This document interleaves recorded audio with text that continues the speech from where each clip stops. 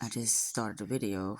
Well, I thought I started the video, but anyway, I'm gonna read that part again. It says, it wants you to believe that you're a single being inside of a single body with things to see and do, with places you've been to and places you'll go existing in time and space. We are living in a culture entirely hypnotized by the illusion of time, in which the so-called present moment is felt as nothing between a causative past and a absorbingly important future. We have no present. Our consciousness is almost completely preoccupied with memory and expectations, or if we open our eyes and see clearly, it's because obvious that there is no other time than this. Wow. Now I'm going to read that again. We have no present.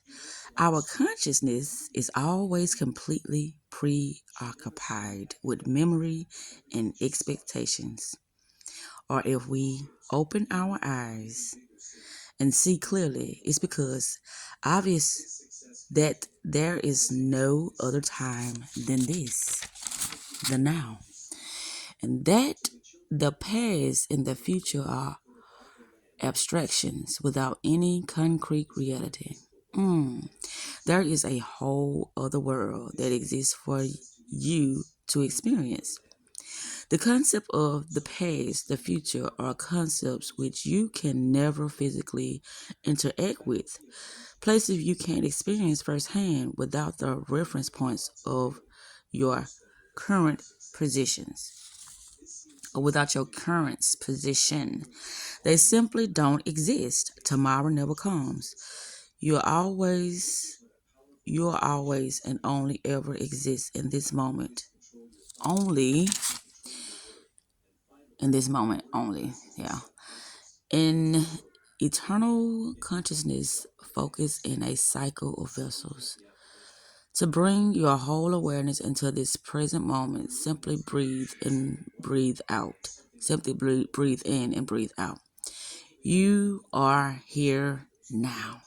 Beyond the words and the concepts of knowledge and thought lies direct experiences. You experience life as a sensory activity as it is to be experienced, following your instincts and physical senses. Your consciousness has evolved to play the game, to live day to day through your instincts. You did not evolve mental faculties to study the world's methodologies and origins. It says you did not evolve mental faculties to study the world's methodology and mythology, mythology, mythology, mythology, and origin. There is intelligence to this way of life. In physical experiences, we may not discover the origins of existence, but it is here that we get to experience life in its most full and capable capacity.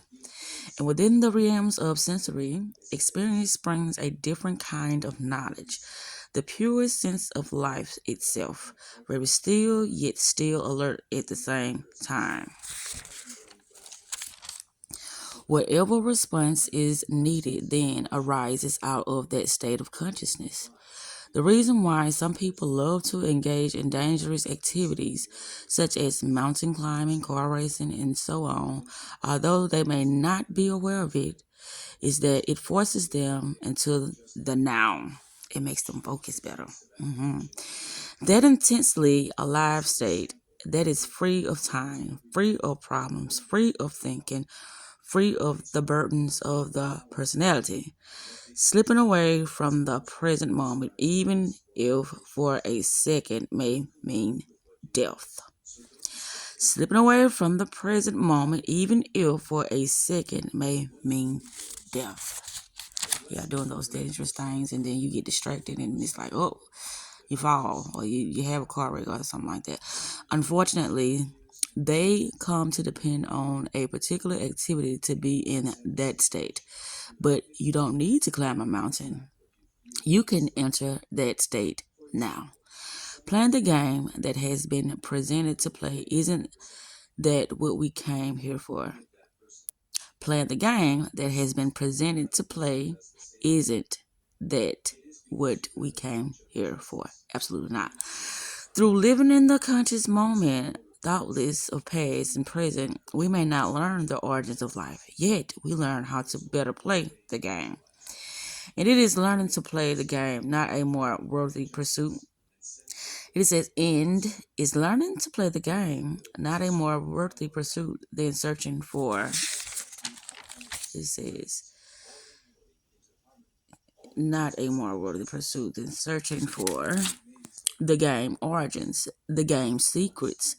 Consider a game of chess between two grandmasters, two players who have spent so much of their lives on the board and gameplay that they are capable of orchestrating devastating tactical operations many moves in advance. Operations many moves in advance. I had to say that again.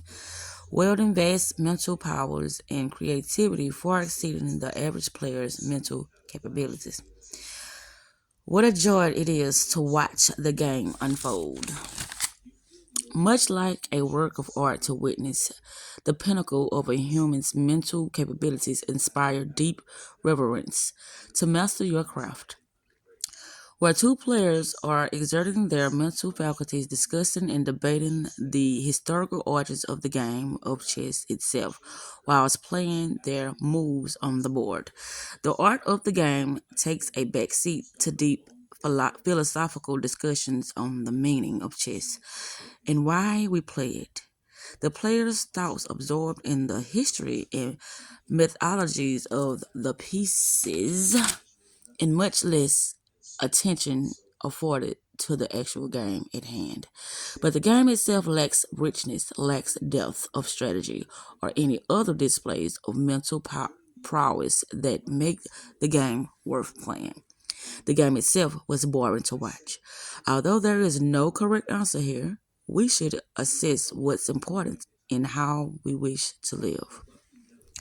We can become so engrossed in the pursuit of the knowledge that we minimize our own sensory experience of life and reduce our output into the world. Your own valuable output that this world so desperately seeks from you.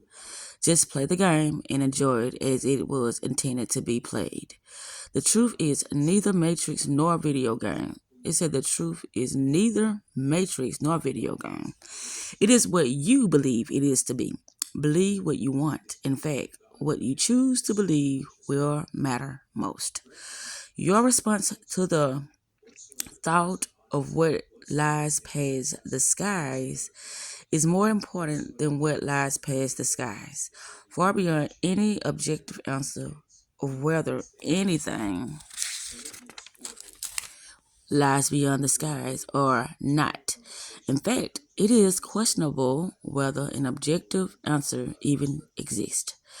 We tend to imagine objects in space and time existing independently of our existence. A human in a country on Earth, in the solar system, in a galaxy within a universe. But we must remember that everything in this universe known to us is occurring from within our mind, not in terms of physical matter, but in terms of frequency.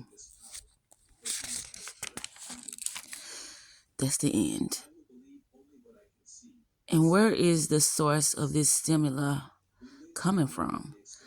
If you lived in Mario Land, how would you go about finding the Nintendo console currently running your Mario Land reality?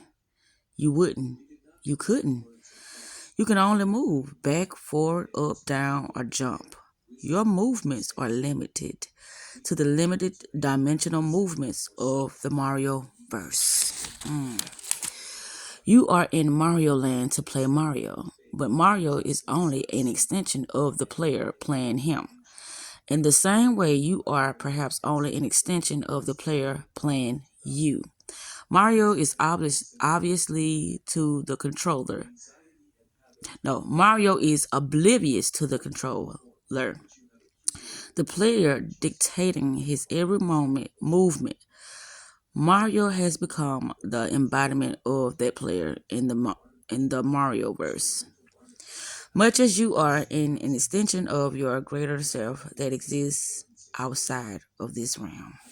I'm going to stop with that.